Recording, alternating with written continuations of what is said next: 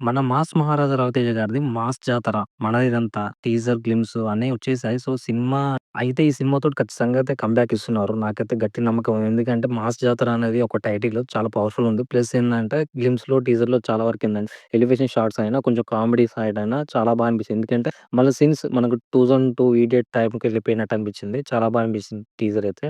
మన 'మాస్ మహారాజా' రవితేజ గారికి కరెక్ట్ అయిన హిట్ లేదు. సో, 'టైగర్ నాగేశ్వరరావు' తర్వాత వచ్చిన కొన్ని సినిమాలు 'ధమాకా' తప్ప ఇంకేం లేవు. సో, ఈ సినిమాతోటి గట్టిగా అయితే ఇచ్చి పడేసాడు. సో, మాస్ కంబ్యాక్ కోసం చాలా వెయిటింగ్ అసలకి.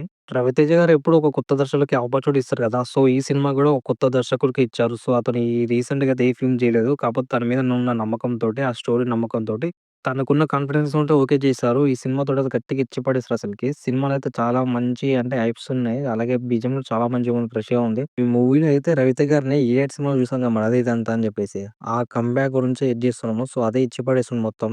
యాక్టర్ శ్రీలీల గారు ఉన్నారు. సో, రీసెంట్‌గా 'ధమాక్' తోటి మంచి హిట్ కొట్టారు కదా! ఈ కాంబోతోటి మంచి హిట్ కొడతారు. సో, అదే కాన్ఫిడెన్స్ తోటి రవితేజ గారు ఓకే చేశారనుకుంటా మేబీ. సో, వీళ్ళ కాంబినేషన్ చాలా బావుంటది. ఓన్లీ సీన్‌లో అయితే రవితేజ గారైతే చాలా మెచ్యూర్డ్‌గా పెర్ఫార్మన్స్ చేశారు. ఎందుకంటే వింటేజ్ అని చెప్పాను కదా! 2002 నుంచి అప్పుడు స్టార్ట్ అయిన తన ఒక ఎక్స్‌ప్రెషన్స్ తోటి, తనకున్న ఒక వొకాబులరీ తోటి చాలా బాగా యాక్ట్ చేశారు. సో, ఈ సినిమా గురించి అయితే ఈగర్‌గా వెయిట్ చేస్తున్నాం. 'మాస్ జాతర' అంటే చాలామంది రొటీన్ అని చెప్పేసి చాలామందని థంబ్‌నెయిల్‌లో పెడుతున్నారు. అలాగే స్టోరీ గురించి చెప్తున్నారు. ఈ సినిమా ఏందంటే రొటీన్ స్టోరీ కావచ్చు గానీ, రవితేజ గారి గురించి తన ఎనర్జీ గురించి సినిమాకెళ్తారు.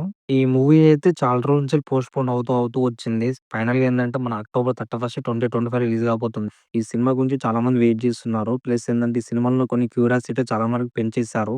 ఈ సినిమాతోటైతే మాస్ కంబ్యాక్ ఇవ్వబోతున్నారు రవితేజ గారు. సో, ఈగర్‌గా అందరూ వెయిట్ చేస్తున్నారు. నేను కూడా వెయిట్ చేస్తున్నాను. కొన్ని సీన్‌లైతే చాలా ఇచ్చి పడేశారు. మోరల్ ఆఫ్ ద స్టోరీ ఏంటంటే మనకి ఇలాంటి సినిమాలంటే ఇష్టం కాబట్టి, ఇలాంటి సినిమాలు థియేటర్‌లో చూద్దాం. నో పైరసీ ఓకేనా? మనకి ఫైనల్‌గా సినిమా, సినిమా, సినిమా అంతే ఇగ.